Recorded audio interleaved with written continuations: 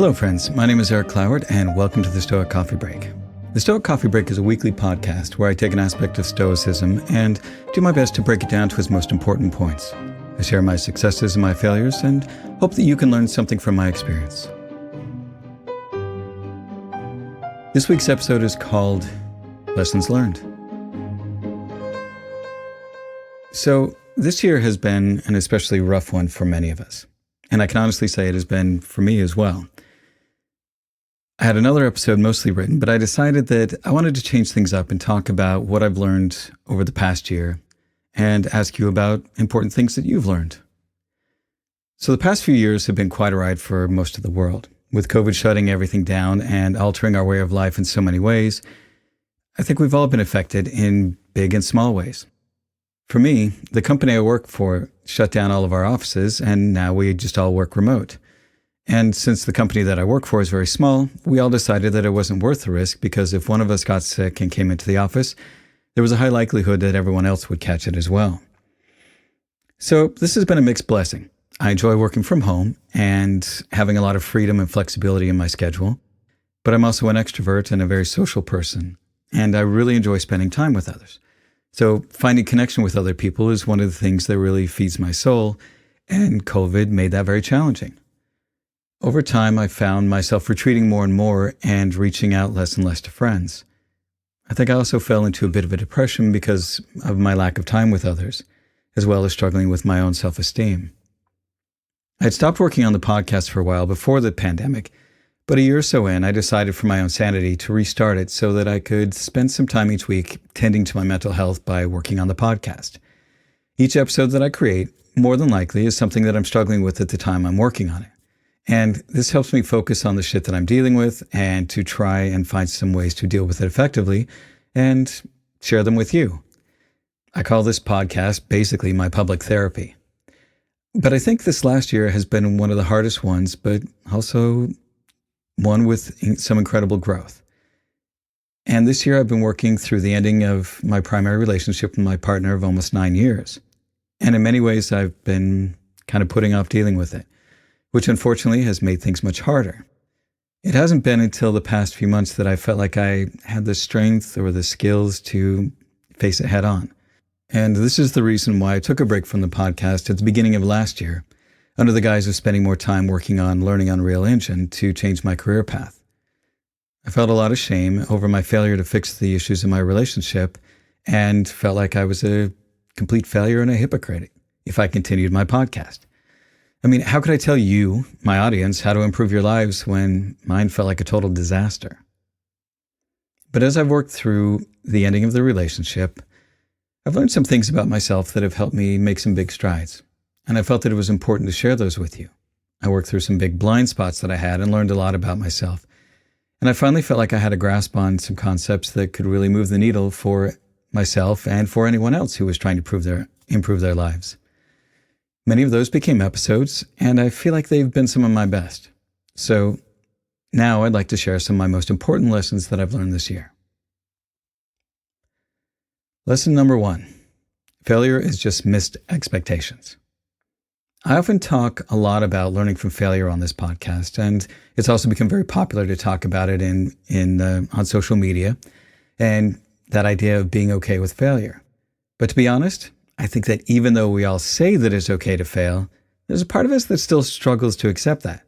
We don't like failing at things, even if we say that it's okay to fail. But over the last year, I finally started to make sense of a quote from Epictetus that honestly took me years to understand.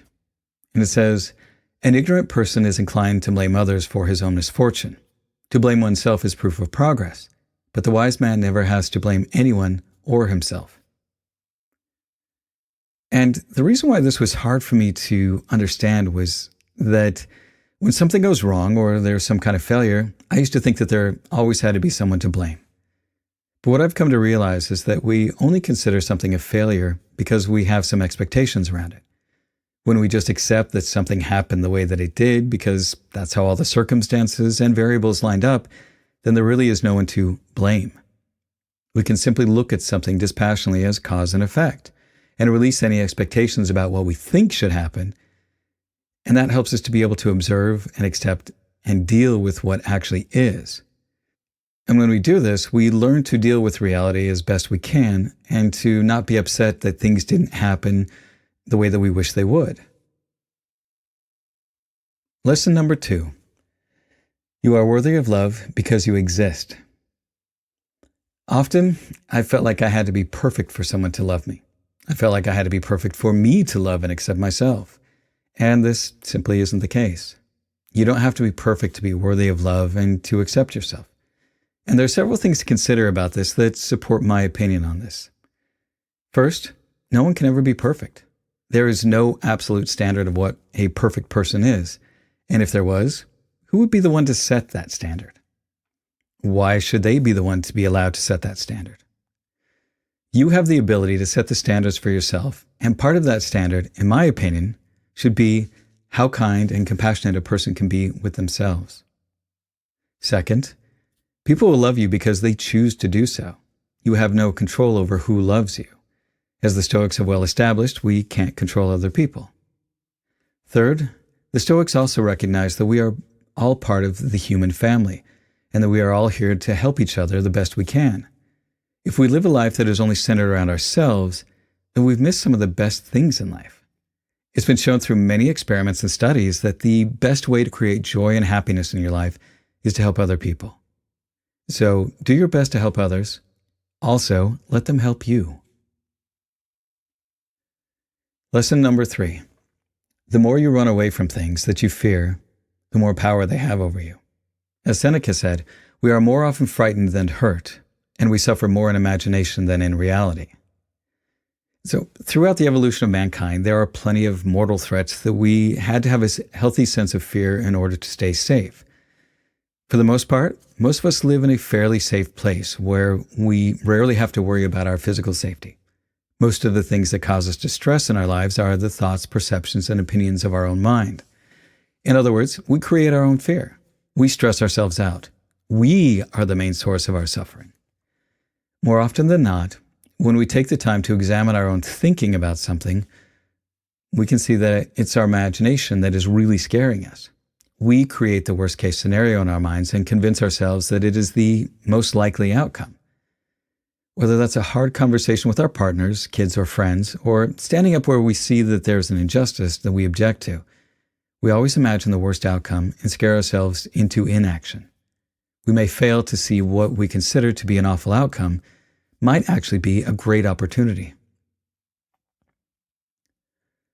The last lesson, lesson number 4, is that you need to be the source of your own self-esteem and love.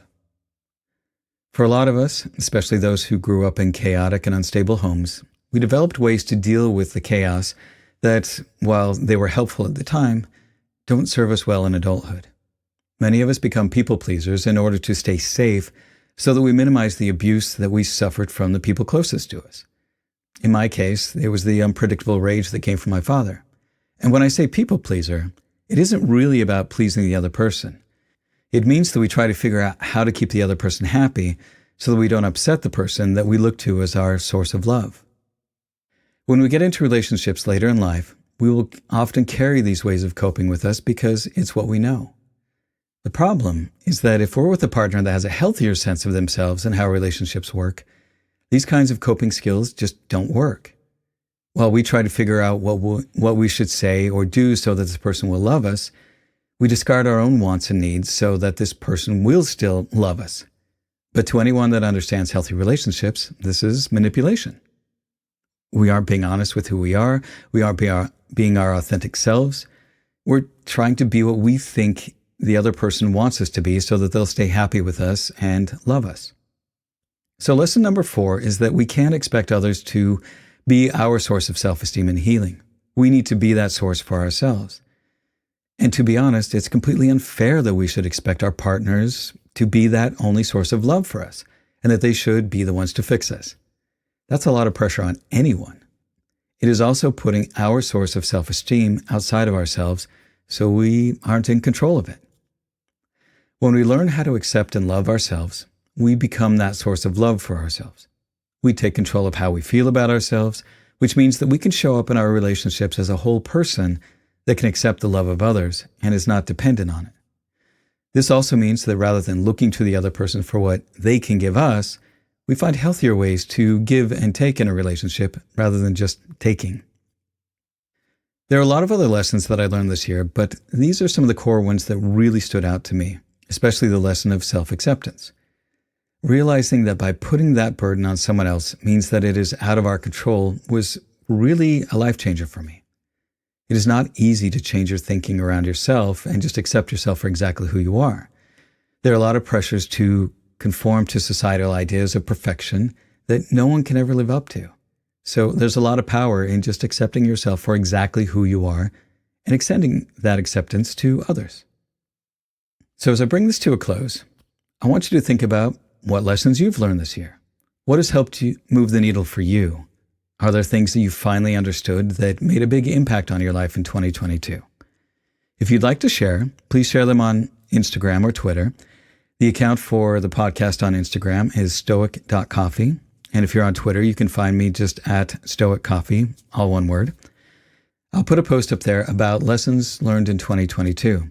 I'd love to hear what you've learned over the past year and what really impacted your life. And that's the end of this week's Stoic Coffee Break. Be good to yourself, be good to others, and thanks for listening.